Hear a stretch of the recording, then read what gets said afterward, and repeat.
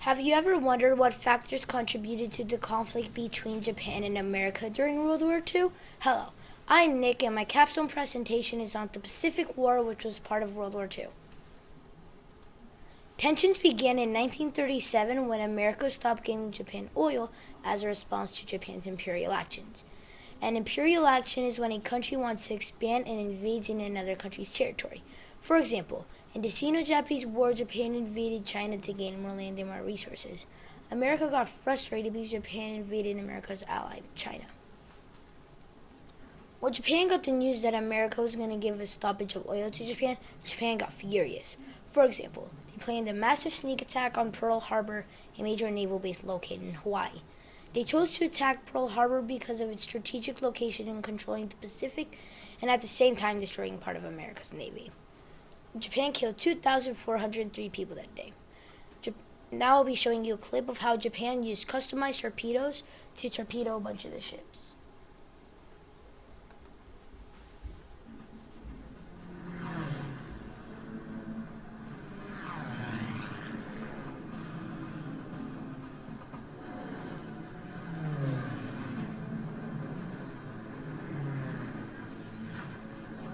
As you can see here, that's the propeller.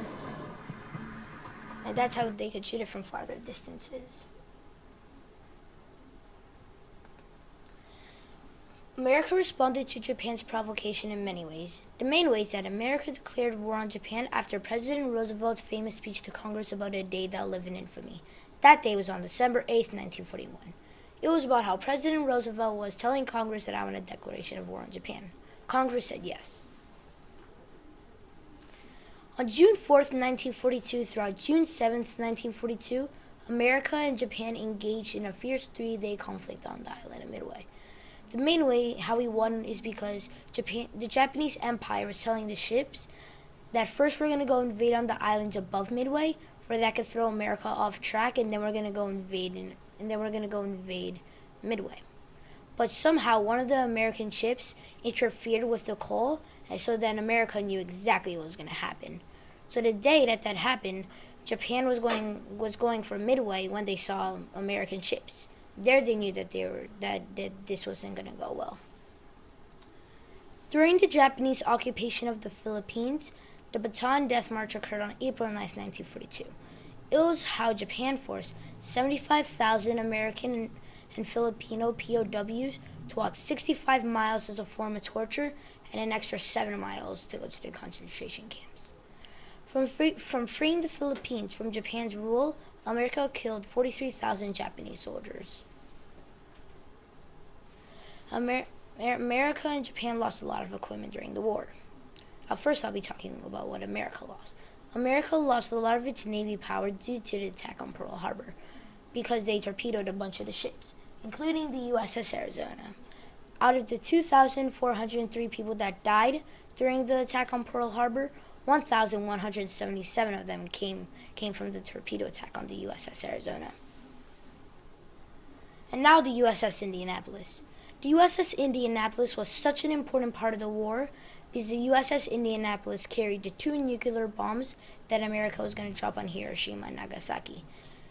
The USS Indianapolis delivered the 2 nuclear bombs to an island near Japan.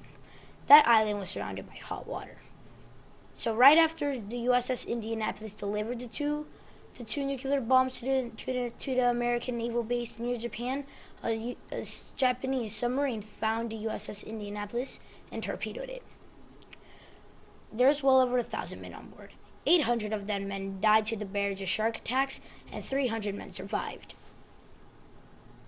Now I'll be talking what Japan lost. Japan lost 2 major cities called Hiroshima and Nagasaki.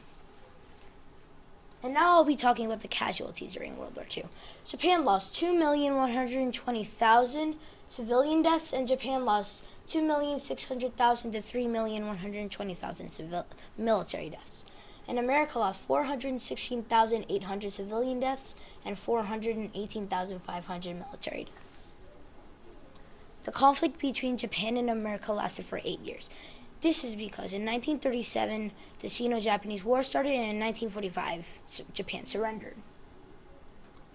Right now, America and Japan are at peace. This is because on September 2nd, 1945, Japan signed the peace treaty. Another example is that we're at peace because in 1948, America sent aid to help Japan recover. For more information, click on this QR code or visit my blog. Thank you for watching my presentation.